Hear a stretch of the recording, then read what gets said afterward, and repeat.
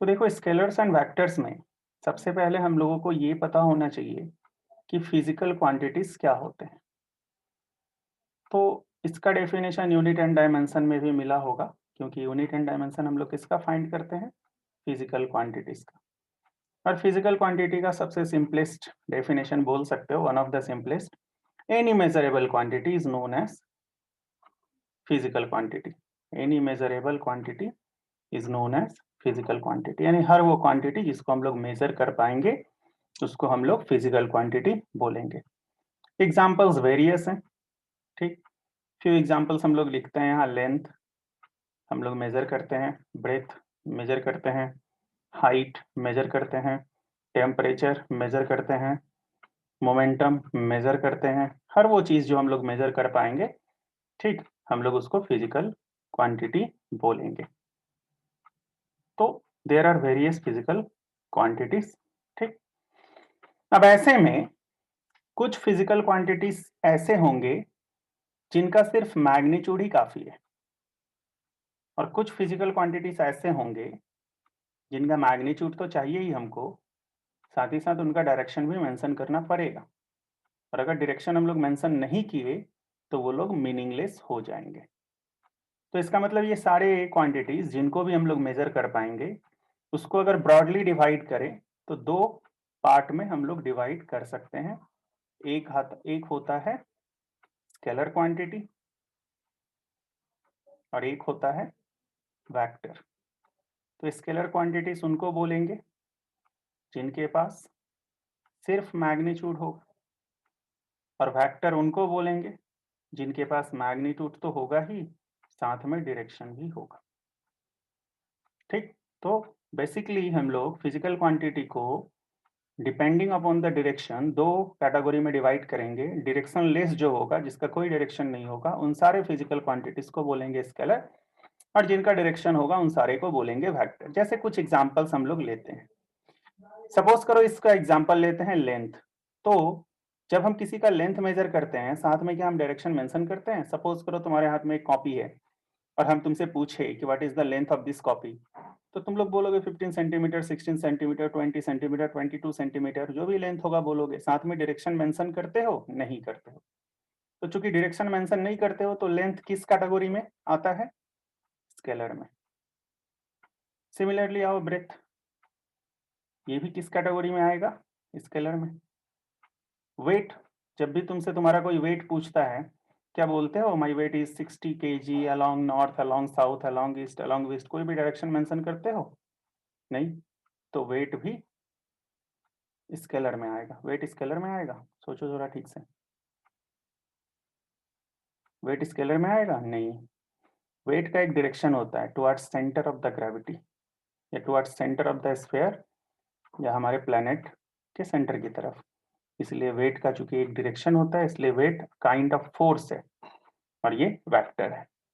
Temperature, जब भी हम लोग, सपोज करो आजकल तो फीवर भी बहुत डेंजरस है, सपोज करो किसी को फीवर हुआ है और जब थर्मोमीटर उसका टेम्परेचर बताता है तो क्या साथ में डायरेक्शन भी बताता है कि इस डायरेक्शन में कितना टेम्परेचर है? नहीं। दैट मीन्स टेम्परेचर में डायरेक्शन मेंशन नहीं होता है। तो टेम्परेचर के मेजरमेंट में डायरेक्शन मेजरमेंट डायरेक्शन डिस्क्राइब नहीं होता है, इसलिए टेम्परेचर एक तरह का स्केलर है, ठीक। इसी तरीके से जब मोमेंटम, फोर्स एक्सेट्रा हम लोग देखेंगे आगे चल के कैसे आइडेंटिफाई किया जाता है, ये सब वेक्टर है, ठीक। डेंसिटी स्केलर है। तो हम आगे चल के बताएंगे कि कैसे हम लोग कैटेगराइज कर पाएंगे इजीली कौन स्केलर है कौन वेक्टर है। देखो यहाँ एक बेसिक क्वेश्चन है। अगर तुम्हारे हाथ में एक कॉपी है तो सिंपल सी बात है, हम लोग मेजर कर पाएंगे क्या? लेंथ, ब्रेथ, एरिया एक्सेट्रा तुम्हारे कॉपी का। तो तुम्हारा कॉपी क्या हुआ? फिजिकल क्वांटिटी होगा? आंसर है नहीं, क्योंकि तुम कॉपी नहीं मेजर कर रहे हो। तुम कॉपी का लेंथ मेजर कर रहे हो, तुम कॉपी का ब्रेथ मेजर कर रहे हो, तुम कॉपी का एरिया मेजर कर रहे हो। So these are physical quantities but your copy is not a physical. तो बेसिकली हम लोग स्केलर और वेक्टर का 1 और 2 लाइन डेफिनेशन ऐसे लिख सकते हैं। Any physical quantity having magnitude only are called scalar quantities, but it have both magnitude and direction, then it is called vector. Sorry, ये scalar नहीं होगा, then it is called vector quantity. ठीक, चलो तो देखो एक स्केलर और एक वेक्टर में बेसिक डिफरेंस क्या है? स्केलर के पास सिर्फ मैग्नीट्यूड है। ठीक, तो स्केलर के पास क्या है? सिर्फ magnitude. Scalar have magnitude only. और वेक्टर के पास क्या है? Both magnitude and direction. इसके पास है मैग्नीट्यूड और डायरेक्शन। अब यहां से एक छोटा सा क्वेश्चन तुम लोगों से पूछ रहा है कि स्केलर के पास सिर्फ मैग्नीट्यूड है और इसके पास दोनों है मैग्नीट्यूड और डायरेक्शन, तो क्या हम डायरेक्शन रिमूव करके एक वेक्टर को स्केलर में कन्वर्ट कर सकते हैं? क्योंकि दोनों में तो डायरेक्शन का ही डिफरेंस है। तो क्या हम डायरेक्शन रिमूव करके एक वेक्टर को स्केलर में कन्वर्ट कर सकते हैं, या क्या हम इसमें डायरेक्शन ऐड करके एक स्केलर को वेक्टर में कन्वर्ट कर सकते हैं? तो ये एक बेसिक क्वेश्चन है जो यहाँ नीचे दिया हुआ है। ठीक, तो थोड़ा सोचो इसके बारे में। तो देखो इसका सिंपल सा आंसर हम लोग ऐसे भी दे सकते हैं, अगर प्रैक्टिकली बोला जाए तो क्या आदमी में पूंछ लगा दोगे तो वो बंदर हो जाएगा? नहीं। और बंदर का पूंछ काट दोगे तो वो आदमी हो जाएगा? नहीं। तो इसका सिंपलेस्ट आंसर है कि ऐसा नहीं होगा। ठीक, यानी स्केलर में फोर्सफुली डायरेक्शन ऐड करके हम उसको वेक्टर में कन्वर्ट नहीं कर सकते हैं। इनफैक्ट अगर ऐसा करने जाएंगे तो वो मीनिंगलेस हो जाएगा। सपोज दैट, हम एग्जांपल पहले भी बताए हैं कि टेम्परेचर एक स्केलर क्वांटिटी है। ठीक, और सपोज करो एक डॉक्टर है जो बोलता है कि your fever is 102 Fahrenheit along east, यानी वो टेम्परेचर बताया which is a scalar quantity, साथ में डायरेक्शन ऐड कर दिया। ये पूरा स्टेटमेंट मीनिंगलेस है। तो अगर ईस्ट की तरफ इतना है तो वेस्ट नॉर्थ साउथ की तरफ क्या फीवर अलग होएगा? नहीं। तो ये पूरा मीनिंगलेस हो गया। क्यों मीनिंगलेस हो गया? क्योंकि ये एक स्केलर था और इसमें हम लोग फोर्सफुली डायरेक्शन ऐड करने गए, तो ये मीनिंगलेस हो गया। ठीक, इन द सेम मैनर सपोज करो यहाँ एक टेबल है और अगर हम बोलेंगे कि इसको डिस्प्लेस कर दो, हम बोलेंगे कि इसको डिस्प्लेस कर दो, ये कंप्लीटली मीनिंगलेस है। Displace in which direction? हमको टेबल इस तरफ डिस्प्लेस करना है कि इस तरफ डिस्प्लेस करना है कि इस तरफ कि इस तरफ, ये हमको मेंशन करना पड़ेगा। सो जब भी हम बोलेंगे कि डिस्प्लेसमेंट, तो उसका मैग्नीट्यूड तो हमको बताना ही पड़ेगा, से 50 सेंटीमीटर। साथ में डायरेक्शन भी बताना पड़ेगा कि किस तरफ वो डिस्प्लेसमेंट होगा। अगर हम यहाँ से डायरेक्शन रिमूव कर देंगे तो देखो ये मीनिंगलेस हो गया। Displacement 50 centimetre, but in which direction नहीं बता सकते हैं। तो फैक्ट ये है कि किसी भी स्केलर से, स्केलर में डायरेक्शन फोर्सफुली ऐड करके या किसी भी फैक्टर से डायरेक्शन फोर्सफुली रिमूव करके हम उन लोगों को एक दूसरे में चेंज नहीं कर सकते हैं। इनफैक्ट बोल सकते हो इन वन लाइन, जो स्केलर है वो स्केलर है और जो वेक्टर है वो वेक्टर है। कितना भी कोशिश करोगे स्केलर वेक्टर में और वेक्टर स्केलर में, जस्ट बाय एडिंग और रिमूविंग डायरेक्शन चेंज नहीं होगा। नाउ मूविंग नेक्स्ट,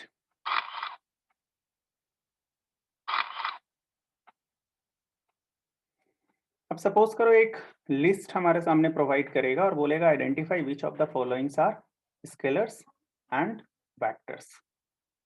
तो ऐसे में एक सिंपल रूल हम तुम लोगों को समझा रहे हैं। This rule is valid in case of 99% physical quantities, but 1% के केस में ये फेल हो जाता है। और कहाँ फेल होता है वो भी इस चैप्टर के एंड होने के पहले हम बता देंगे, और उस जगह पे कैसे हम लोग आइडेंटिफाई करेंगे ये भी तुम लोग सीख जाओगे। बट बाय डिफॉल्ट 99-98% जगहों पे ये काम करता है। ठीक, यानी हम जो रूल बताने जा रहे हैं वो 100% जगह पे काम नहीं करेगा, बट 99% फिजिकल क्वांटिटी को तुम लोग कैटेगराइज कर पाओगे यूजिंग दिस 98, 99। ठीक, तो रूल क्या है वो थोड़ा सा पहले हम लोग सिंपली देख लेते हैं। सबसे पहला रूल ये है कि हर वो चीज जो वन डायमेंशन में है, या ऐसा बोलो बेसिक फंडामेंटल क्वांटिटी है, उसका यानी जिसका कोई फॉर्मूला नहीं है, उसको हम लोग कॉमन सेंस से कैच करेंगे, पकड़ेंगे कि वो स्केलर है या वेक्टर है। फॉर एग्जांपल, अगर हम लोगों से कोई डिस्टेंस, डिस्प्लेसमेंट, है ना, ये सब बेसिक चीजें हैं, टेम्परेचर, है ना, जैसे सपोज करो और भी बेसिक चीज लाइक लेंथ, ब्रेथ, इन लोगों का कोई फॉर्मूला नहीं होता है बेसिकली, बस ये अपने आप में एक सिंगल क्वांटिटी है। जैसे एरिया में क्या होता है, लेंथ इंटू ब्रेथ, तो उसका एक फॉर्मूला है। ब्रेथ का कोई फॉर्मूला होता नहीं है, ये बेसिकली हम लोग मेजर करते हैं। तो ये सब चीजें ना हम लोग कॉमन सेंस से डिटरमाइन करेंगे। ठीक, कैसे कॉमन सेंस से? सबसे पहले तो हम इन लोगों के बीच में डिफरेंस बता दें, और तुम लोग को पता भी है फिर भी। सपोज करो एक पर्सन है जिसका डिस्प्लेसमेंट हुआ इस तरफ 3 मीटर और इस तरफ 4 मीटर। तो अगर हमसे कोई डिस्टेंस पूछेगा ना तो हम दोनों को ऐड कर देंगे 7 मीटर। लेकिन हमसे कोई डिस्प्लेसमेंट पूछेगा ना तो हम यहाँ से यहाँ तक का मूवमेंट दिखा देंगे। So this movement is your 5 metre. तो your displacement is 5 metre where as the distance is 7 metre. अब कॉमन सेंस क्या बोलता है कि अगर हमसे कोई पूछे कि डिस्प्लेसमेंट किस डायरेक्शन में हुआ है, तो हम लोग सिंपली बोलेंगे displacement is along A C. Displacement is along A C, that means displacement is along A to C. तो इसका एक डायरेक्शन है, so displacement is vector quantity. लेकिन एक बात बताओ, तो अगर हम तुमसे पूछे कि ये 7 मीटर डिस्प्लेसमेंट डिस्टेंस किस डायरेक्शन में कवर किया गया है, तो क्या बोलोगे? There is no fix direction. कभी ए टू बी है, कभी बी टू सी है। Certain amount A to B की तरफ है, certain amount B to C की तरफ है। तो चूंकि डिस्टेंस का कोई पर्टिकुलर डायरेक्शन नहीं है, इसलिए इसको हम लोग स्केलर बोलेंगे। ठीक, तो एक बेसिक डिफरेंस याद रखना, डिस्प्लेसमेंट और डिस्टेंस दोनों का यूनिट सेम होता है, डायमेंशन सेम होता है, लेकिन दोनों में डिफरेंस क्या है? डिस्टेंस स्केलर होता है और डिस्प्लेसमेंट वेक्टर होता है। तो बाय कॉमन सेंस ये स्केलर हो गया, ये वेक्टर हो गया। टेम्परेचर देखो, तो कभी भी आज तक, जैसे सिंपल भाषा में बोलते हैं, कई बार होता है ना खाने के टेबल पे खाना गर्म होता है, तो कई बार ऐसा भी होता है मम्मी बोलती है जल्दी खाओ, तो तुम लोग बोलते हो खाना गर्म है। तो कभी बोले हो खाना नॉर्थ की तरफ ज्यादा गर्म है? नहीं। खाना साउथ की तरफ ज्यादा गर्म है? नहीं। खाना गर्म है मतलब गर्म है, उसका कोई डायरेक्शन नहीं है। क्यों नहीं है? क्योंकि temperature is a scalar quantity. Length अभी भी बताए थे, तुम्हारे कॉपी का लेंथ कोई पूछेगा तो तुम थोड़ी उसमें डायरेक्शन ऐड करोगे, तुम लेफ्ट से राइट मेजर करो या राइट से लेफ्ट मेजर करो, लेंथ विल रिमेन सेम। तो length is scalar quantity. Breadth चौड़ाई स्केलर क्वांटिटी। हाइट कभी आज तक बोले हो कि my height is 6'1" in vertical upward direction या 5'5" इन डाउनवर्ड डायरेक्शन? नहीं, सिर्फ अपना हाइट बताए, तो it is also a scalar quantity. Logic clear है? अब आ जाते हैं उन चीजों पे जिनका फॉर्मूला होता है, just like velocity, speed, momentum, acceleration, force, volume, density etcetera, बहुत सारी चीजें हैं, है ना। इन सब का कोई ना कोई फॉर्मूला है। ठीक, ऊपर में जितनी भी चीजें थी उनका कोई फॉर्मूला नहीं था। तो अब जिनका फॉर्मूला है ना, उनका फॉर्मूला प्रॉपर वे में लिखो। तो जैसे मान लो वेलोसिटी चेक करना है, तो हम लोग क्या करेंगे? हम लोग वेलोसिटी का फॉर्मूला लिखेंगे। तो वेलोसिटी का फॉर्मूला क्या होता है? वेलोसिटी का फॉर्मूला होता है displacement by time. Displacement by time में इसमें थोड़ा ध्यान से देखो, तो अब जो फॉर्मूला हम लोग लिखे हैं उसमें चेक करो कोई भी वेक्टर है क्या? ये चाहे डिस्प्लेसमेंट हो या टाइम हो, कोई भी वेक्टर है क्या? तो आंसर है सर। कौन वेक्टर है? डिस्प्लेसमेंट वेक्टर है। देखो यहाँ पे डिस्प्लेसमेंट इज वेक्टर क्वांटिटी। तो इसके फॉर्मूला में कोई ना कोई तो वेक्टर है। कौन है? डिस्प्लेसमेंट है। तो हम कंक्लूड करेंगे कि velocity is also vector quantity as displacement is vector. एक और एग्जांपल लेते हैं, स्पीड। तो स्पीड होता है डिस्टेंस बाय टाइम। देखो तो इसमें कोई भी वेक्टर है? डिस्टेंस सर्च करो, स्केलर है। टाइम स्केलर है। तो स्केलर बाय स्केलर, तो हम लोग कंक्लूड करेंगे कि speed is scalar quantity. In the same manner, इस हिसाब से देखेंगे तो डिस्टेंस भी स्केलर है और टाइम को भी हम लोग स्केलर पकड़ते हैं, तो speed is a scalar quantity. ठीक, तो स्पीड आइडेंटिफाई हो गया। नेक्स्ट आते हैं मोमेंटम पे। तो देखो, तो मोमेंटम का फॉर्मूला होता है मास टाइम वेलोसिटी, यानी मास इनटू वेलोसिटी। दोनों में कोई वेक्टर है क्या? वेलोसिटी वेक्टर है। तो इसका मतलब हम कंक्लूजन निकालेंगे momentum is a vector quantity. यानी फॉर्मूले में अगर कोई एक वेक्टर है तो left hand side is also vector. लेकिन बार बार बता रहे हैं ये 99% केसेस में ही सक्सेस होता है। जैसे हम एक एग्जांपल दे रहे हैं, वर्क। वर्क में क्या होता है? फोर्स इनटू डिस्प्लेसमेंट दोनों वेक्टर है, फिर भी वर्क स्केलर है। और ऐसा क्यों, वो हम लोग बाद में देखेंगे। जैसे करंट, करंट के पास मैग्नीट्यूड भी है, डायरेक्शन भी है। मैग्नीट्यूड थ्रू एम्पियर, 3 एम्पियर कुछ भी, और direction from positive terminal to negative terminal. Magnitude भी है, डायरेक्शन भी है, फिर भी हम लोग इसको स्केलर बोलते हैं। तो ये सब हम लोग धीरे धीरे क्लियर करेंगे बाद में कि ऐसा क्यों होता है, बट मैक्सिमम केसेस में ये हम जो बताए हैं ये सक्सेसफुली तुम लोग फाइंड कर सकते हो। तो जैसे एक और एग्जांपल लेते हैं, एक्सेलरेशन। तो देखो, तो एक्सेलरेशन इक्वल टू क्या होता है, वेलोसिटी बाई टाइम। वेलोसिटी और टाइम में कोई वेक्टर है, देखो वेलोसिटी वेक्टर है, देखो यहाँ चेक करो, तो वेलोसिटी वेक्टर है, इस हिसाब से हम लोग बोलेंगे acceleration is also vector quantity. Force, force का फॉर्मूला क्या होता है, मास इनटू एक्सेलरेशन। दोनों में कोई वेक्टर है, यस, एक्सेलरेशन वेक्टर है, तो force is also vector quantity. Next is volume. Volume क्या होता है, length into breadth into height.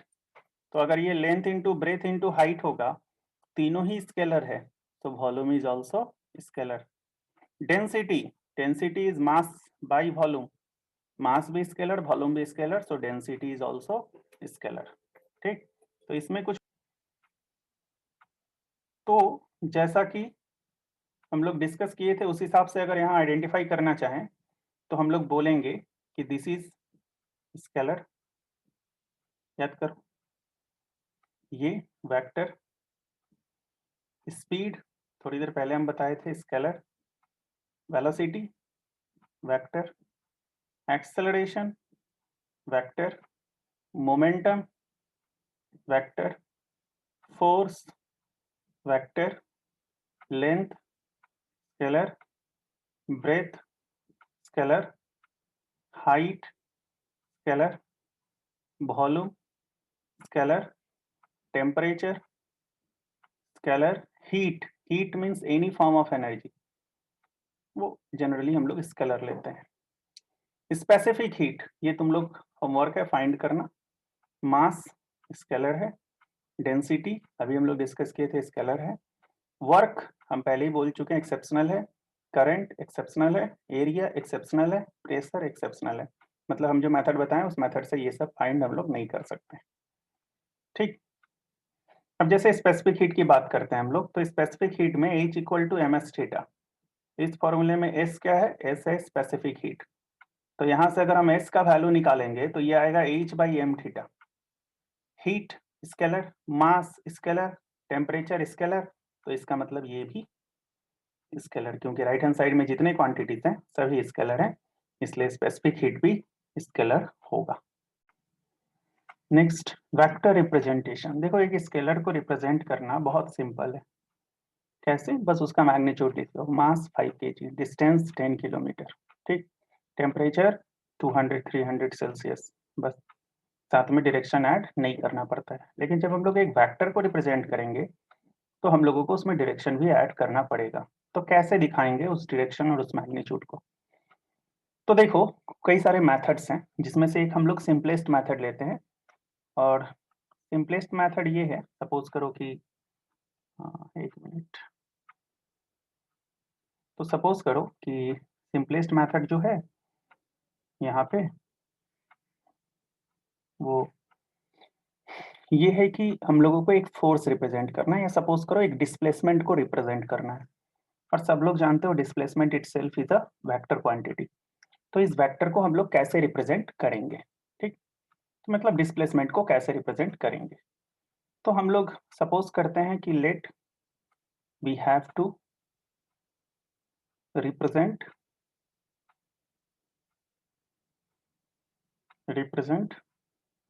a displacement of 10 metre, है ना, along ईस्ट, यानी एक डिस्प्लेसमेंट है जिसका मैग्नीट्यूड है 10 मीटर और डायरेक्शन है ईस्ट। तो इसको हम लोग लिखेंगे कैसे, रिप्रेजेंट कैसे करेंगे, देखो हम लोग लिखेंगे डिस्प्लेसमेंट, ठीक, और इसको एक अल्फाबेट से असाइन करेंगे और इसके ऊपर एक एरो देंगे, ठीक। तो डिस्प्लेसमेंट को जैसे मास को m से दिखाते हैं हम लोग, मोमेंटम को p से, ऐसे एक अल्फाबेट अज्यूम कर लिया, displacement is shown by s। और चूंकि ये वेक्टर है ना, to reflect that the given quantity is vector, हम लोग ऊपर में एक एरो पुट करेंगे और यहाँ इसका मैग्नीट्यूड लिखेंगे 10 मीटर और बगल में डायरेक्शन लिख देंगे अलोंग ईस्ट। सिंपल है, ठीक। लेकिन प्रॉब्लम तब होता है ना कि कई बार हम लोगों को डायरेक्शन मेंशन नहीं किया रहता है। जैसे सपोज करो सेम डिस्प्लेसमेंट हुआ और मिस्टर एक्स के घर से मिस्टर वाई के घर तक हुआ, या मिस्टर पी के घर से मिस्टर क्यू के घर तक हुआ, तो ऐसे में हम लोग क्या लिखेंगे? सपोज करो एक डिस्प्लेसमेंट ऐसा है, let we have to represent a displacement of 10 metre, suppose that from P to Q, है ना। तो इसको रिप्रेजेंट करने के लिए, जहां पे स्पेसिफिकली कोई direction north east south west नहीं दिया है, हम लोग क्या लिखेंगे? लिखेंगे डिस्प्लेसमेंट ब्रैकेट में s, यहाँ लिखेंगे 10 मीटर और यहाँ लिखेंगे अलोंग, कहाँ से स्टार्ट हुआ है? P से, तो first alphabet must be P, the second alphabet must be Q, और ऊपर में एक एरो दे देंगे, ठीक।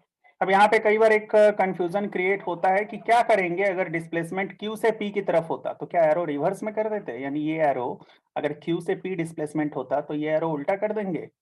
आंसर है कभी नहीं, because reverse arrow have no meaning in vector. यानी अगर पेपर कोई उल्टा पकड़ा दे, हम भी उल्टा लटक के पढ़ेंगे? नहीं, पेपर सीधा करेंगे। यानी अगर Q टू P होता डिस्प्लेसमेंट, तो Q को पहले लिखते और P को बाद में, तो यहाँ होता Q P ओवरहेड एरो, ठीक। और कई बार ना हम लोग इन दोनों को लाइन से भी रिप्रेजेंट करते हैं। अब लाइन से कैसे रिप्रेजेंट करते हैं ये समझने के लिए थोड़ा सा यहाँ ध्यान दो। जैसे यहाँ 10 मीटर है, तो 10 मीटर के लिए हम लोग करेंगे क्या? एक लाइन ड्रॉ करेंगे, ठीक। तो सबसे पहले क्या करेंगे? हम लोग एक लाइन ड्रॉ करेंगे जिसका लेंथ अपने हिसाब से चूज करेंगे, और सपोज करो कि हमें यहाँ लाइन ड्रॉ किए जो सिर्फ 5 सेंटीमीटर का है, क्योंकि कॉपी में एडजस्ट भी तो हो जाना चाहिए वो लाइन, ठीक। ऐसे में हम इसको 5 इक्वल पार्ट्स में डिवाइड भी करेंगे। तो डेफिनेटली अगर इसको 5 इक्वल पार्ट्स में डिवाइड करोगे तो ईच पार्ट कितना होगा? 1 सेंटीमीटर। तो हम लोग नीचे लिख देंगे 1 centimetre is equivalent to 1 metre.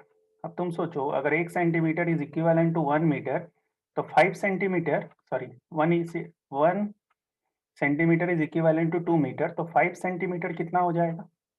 5 into 2 10 metre. यानी ये लाइन किसको रिप्रेजेंट कर रहा है? 10 मीटर को। और यहाँ एक एरो पुट करेंगे और यहाँ लिख देंगे ई फॉर ईस्ट। तो ये भी एक तरीका होता है लाइन रिप्रेजेंटेशन का। अगर वही लाइन रिप्रेजेंटेशन मान लो यहाँ करेंगे और थोड़ा अलग मेथड से कर रहे हैं, यहाँ पे हम लोग सिर्फ 4 सेंटीमीटर का लाइन ड्रॉ किए, ठीक। 4 सेंटीमीटर का लाइन ड्रॉ करके 4 इक्वल पार्ट्स में डिवाइड कर देंगे। और ये पार्ट अगर 1 सेंटीमीटर है तो हम लोग यहाँ लिखेंगे 1 centimetre is equal to 2.5 metre.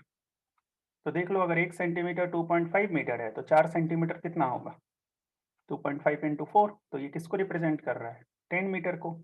और चूंकि ये P से स्टार्ट हुआ है, Q पे एंड हुआ है, तो यहाँ पे P लिखेंगे, यहाँ पे Q लिखेंगे। बस ये दो तरीका है, और भी हम बता रहे हैं, पहले ये देखो। मेरे बोलने का मतलब है कि जनरली हम लोग लाइन रिप्रेजेंटेशन यूज नहीं करते हैं। नॉर्मली जब हम लोग लिखते हैं तो ये दोनों मेथड यूज करते हैं। तो लाइन रिप्रेजेंटेशन कहाँ यूज होता है? किसी भी फॉर्मूला के डेरिवेशन में, like triangle law, parallelogram law, या कोई थ्योरम प्रूफ करना है तो उसमें लाइन रिप्रेजेंटेशन यानी वेक्टर को लाइन से दिखाएंगे। अदरवाइज अगर कहीं कुछ लिखना है तो हम लोग ये मेथड यूज करते हैं, ठीक। अब बात है तो प्रॉब्लम, ये तो दो मेथड हुआ, ठीक। थर्ड प्रॉब्लम क्या हम लोग फेस करते हैं, थोड़ा ध्यान से देखो। सपोज करो कि अब डिस्प्लेसमेंट किसी पर्टिकुलर डायरेक्शन में नहीं है, जैसे ईस्ट नॉर्थ वेस्ट साउथ नहीं है। तो अब मान लो डिस्प्लेसमेंट ऐसे दिखाया कि डिस्प्लेसमेंट, ये जैसे कि डायरेक्शन में जानते हो तुम लोग, ये नॉर्थ होता है, ये साउथ होता है, ये ईस्ट होता है, ये वेस्ट होता है। अब ऐसे में बोला कि ये तुम्हारा डिस्प्लेसमेंट है, say this is the displacement which is 10 metre and the angle made with east is 30 degree, ठीक। तो इसको कैसे लिखेंगे हम लोग? इसको भी ऐसे ही लिखेंगे। इसको हम लोग लिखेंगे डिस्प्लेसमेंट ब्रैकेट में s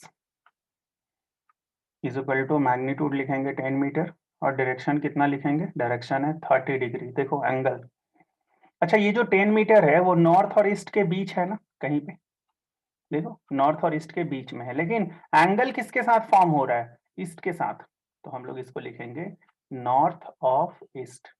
याद रखने के लिए याद रखना, मतलब समझने के लिए याद रखना कि जिसके साथ एंगल फॉर्म होगा वो लास्ट में लिखते हैं। ठीक, अब कई बार ऐसा भी होगा ना कि वो कोई एंगल मेंशन नहीं करेगा, या ऐसा सिचुएशन अराइज हुआ, सपोज करो कि ये एंगल 45 डिग्री है, ये 10 मीटर है और ये एंगल 45 डिग्री है, तो ऐसे केस में हम लोग सिंपली लिख सकते हैं कि displacement s is 10 metre along, चाहो तो नॉर्थ ईस्ट लिखो है ना, और ईस्ट नॉर्थ लिखो, कोई एंगल मेंशन नहीं करोगे, और इसमें किसी को भी पहले किसी को भी बाद में लिख सकते हैं। क्यों, ऐसा क्यों, क्योंकि दोनों के साथ सेम एंगल फॉर्म हो रहा है, ये भी 45 है तो ये भी 45 है, क्योंकि टोटल एंगल 90 है। क्लियर, तो ये चीज याद रखना। जैसे सपोज करो अगर हम लोगों से पूछ दिया एग्जाम में कि, या मान लो ऐसा कोई कैलकुलेशन करके आया और उसको लाइन में दिखाना है, अगर हम लोगों का ऐसा कोई कैलकुलेशन आया कि displacement is 10 metre along 30 degree south of west, तो इसका मतलब अगर इसको लाइन से शो करना होगा तो हम लोग क्या करेंगे, सबसे पहले डायरेक्शन का जो मैप होता है वो लिखेंगे।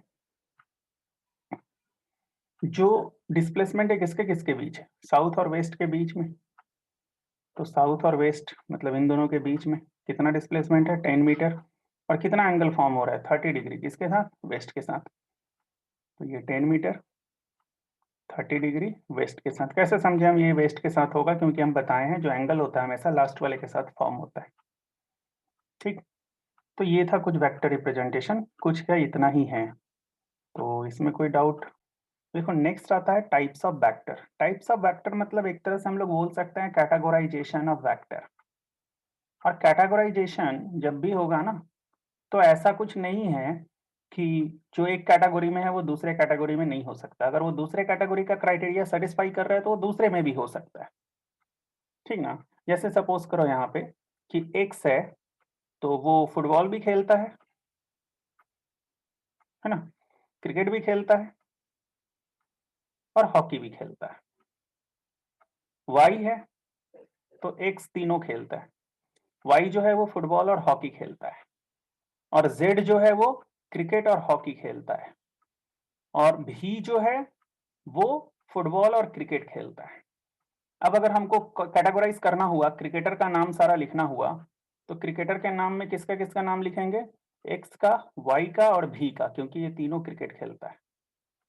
अगर हमको फुटबॉलर का नाम लिखना हुआ तो फुटबॉलर के नाम में देखो कौन कौन फुटबॉल खेलता है, तो सॉरी क्रिकेटर के नाम पे होगा एक्स, जेड और भी, देख लो ये एक्स, जेड, भी। फुटबॉल कौन कौन खेलता है, एक्स, वाई और भी। हॉकी कौन कौन खेलता है, तो हॉकी खेलता है एक्स, वाई, जेड। तो देखो एक्स इसमें भी है, इसमें भी है, इसमें भी है, देखो जेड इसमें भी है तो इसमें भी है, देखो वाई इसमें है तो इसमें भी है। तो कोई भी एक से ज्यादा कैटेगरी में रह सकता है, प्रोवाइडेड वो कैटेगराइजेशन का क्राइटेरिया सेटिस्फाई करे। जैसे हम लोग आते हैं इस केस में, सबसे पहले आता है कोलिनियर। को मीन्स सेम, को means same, linear means line. तो जो वेक्टर सेम लाइन पे होंगे उन सारे वेक्टर्स को हम लोग बोलेंगे कोलिनियर वेक्टर। ठीक, कोलिनियर वेक्टर। तो जैसे सपोज करो हम यहाँ एक एग्जांपल दे रहे हैं कि यहाँ एक मोटर बाइक है और इस मोटर बाइक पे 3 आदमी बैठा, जो कि इलीगल है फिर भी, और थोड़ी दूर जाने के बाद ए ड्रॉप हो गया, बी और सी आगे बढ़े, थोड़ी दूर जाने के बाद बी ड्रॉप कर दिया गया क्योंकि उसका घर आ गया, फिर सी अकेले लास्ट तक गया और ये उसका घर था। तो इसका मतलब अगर हमसे कोई पूछेगा कि डिस्प्लेसमेंट ऑफ ए, तो हम लोग बोलेंगे ये, डिस्प्लेसमेंट ऑफ बी तो ये।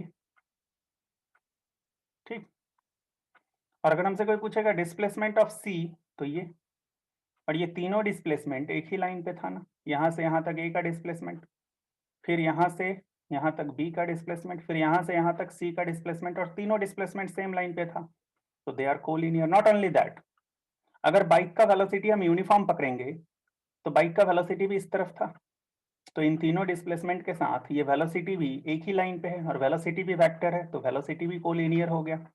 सिर्फ यही नहीं, ठीक है, तो यहाँ पे ये सारा चीज वेलोसिटी और तीनों डिस्प्लेसमेंट सब कुछ सेम लाइन पे है, सो कोलिनियर। नॉट ओनली दैट, जिस बाइक से ये लोग मूव कर रहे थे उस बाइक का इंजन भी फोर्स इसी डायरेक्शन में लगाया होगा, तभी तो इस तरफ जा रहा था, तो ये सब सेम लाइन पे हैं, इसलिए दे आर कोलिनियर।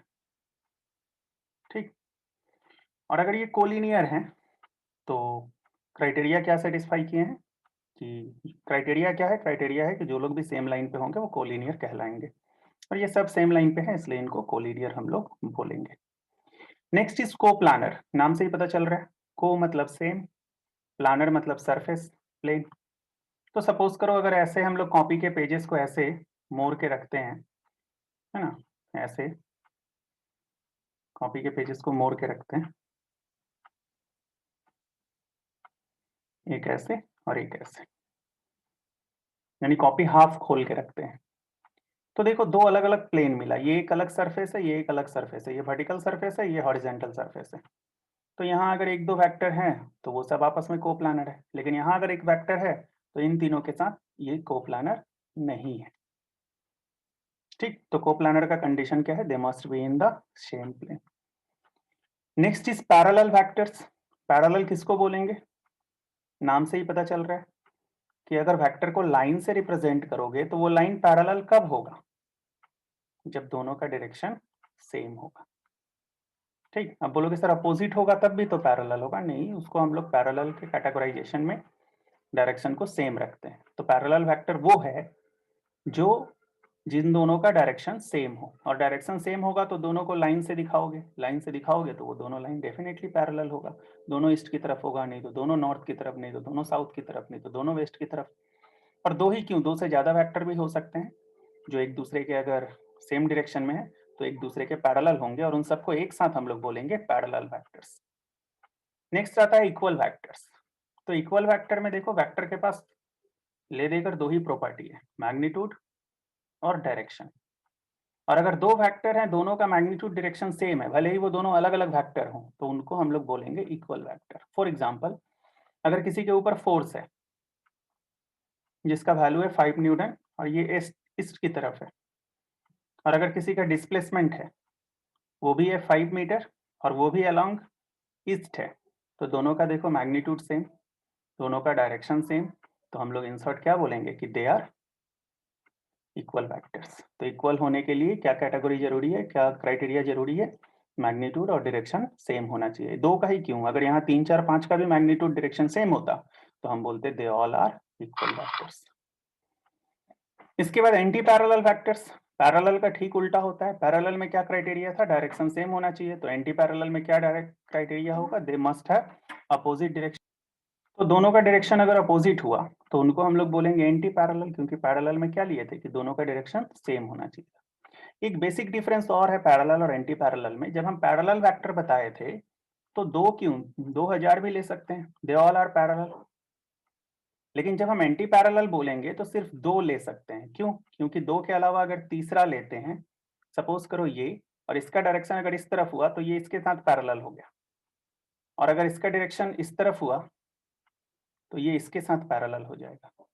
तो एंटी पैरेलल होने का क्या क्राइटेरिया है, डायरेक्शन अपोजिट होना चाहिए, तो वो सिर्फ दो के केस में हो सकता है। एक्सियल वेक्टर, जब हम रोटेशनल मोशन पढ़ाएंगे तो और डिटेल्स में इसको दिखाएंगे। कुछ वेक्टर्स ऐसे होते हैं जिनका डायरेक्शन एक्सिस की तरफ होता है, जैसे एंगुलर वेलोसिटी, है ना, एंगुलर एक्सेलरेशन एक्सेट्रा, टॉर्क, तो उनको एक्सियल वेक्टर बोलते हैं। फिलहाल के लिए इसको एक्सक्लूड करके रखो, जब रोटेशनल मोशन होगा तो ये देखा जाएगा।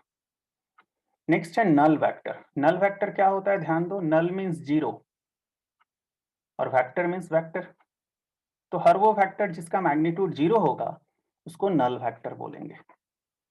ठीक, और एक चीज यहाँ याद रखना कि नल वेक्टर है, नेक्स्ट क्लास में या नेक्स्ट डे हम इसको नेक्स्ट वीक इसमें ज्यादा डिटेल्स में बताएंगे कि null vector may have infinite directions, यानी एक नल वेक्टर के पास बहुत सारा डायरेक्शंस हो सकता है। सोचो जिसके पास कोई मैग्नीट्यूड ही नहीं है उसके पास डायरेक्शन क्या है, इनफाइनाइट। यानी जिसके पास पैसा नहीं है उसके पास आइडिया बहुत सारा रहता है, ये कर देंगे तो ये हो जाएगा, ये कर देंगे तो ये हो जाएगा। ठीक, बिजनेस के मामले में या जो क्रिकेट के मैदान में नहीं है, फील्ड में नहीं है, वो उसके दिमाग में बहुत सारा चीज चलता है, इस बॉल को ऐसे खेलना चाहिए था, उस बॉल को ऐसे खेलना चाहिए था। लास्ट आता है यूनिट वेक्टर। ठीक, तो हर वो वेक्टर जिसका मैग्नीट्यूड 1 होगा उसको यूनिट वेक्टर बोलेंगे, चाहे वो कोई भी वेक्टर हो। जैसे डिस्प्लेसमेंट किसी का 1 मीटर है, डायरेक्शन कुछ भी हो फर्क नहीं पड़ता है। मान लो किसी का फोर्स 1 न्यूटन है ना, डायरेक्शन नॉर्थ हो फर्क नहीं पड़ता है। चाहे कोई मोमेंटम हो उसका भी वैल्यू 1 है, केजी मीटर पर सेकंड, और उसका डायरेक्शन कुछ भी हो चलेगा, क्योंकि सबका मैग्नीट्यूड सेम है, 1 है, सेम नहीं 1 है, इसलिए इन सबको हम लोग बोलेंगे यूनिट वेक्टर। तो इस पूरे डिस्कशन से ये तो क्लियर है कि कैटेगराइजेशन में हम लोग सिर्फ क्राइटेरिया देखेंगे, ये नहीं देखेंगे कि कौन सा वेक्टर क्या है।